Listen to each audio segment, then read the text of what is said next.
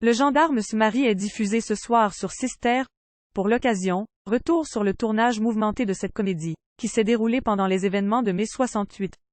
Troisième volet de la lucrative saga entamée en 1964, le gendarme se marie voit nos héros de Saint-Tropez chargés de faire la chasse aux chauffards.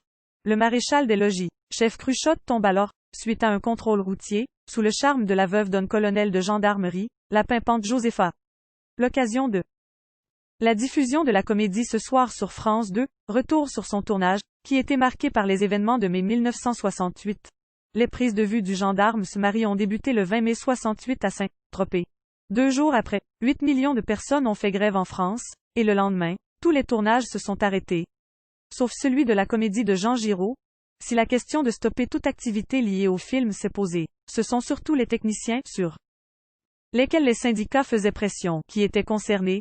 Les acteurs, au contraire, voulaient continuer. Louis de Funès était bien évidemment farouchement opposé à la grève.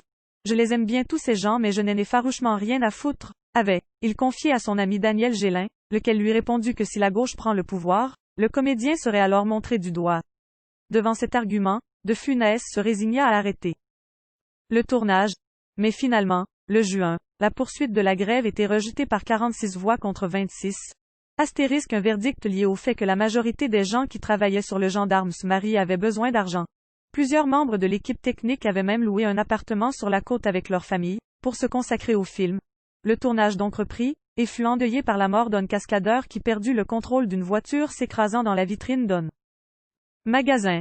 Au final, le gendarme se marie est sorti le 30 octobre 1968 et réalisé pas loin de 6,2 millions d'entrées sur le sol français. Une grande réussite commerciale dans la lignée de celle des 2 précédents épisodes. Par la suite, Louis de Funès n'a pas réengagé la majorité des grévistes sur ses prochains films.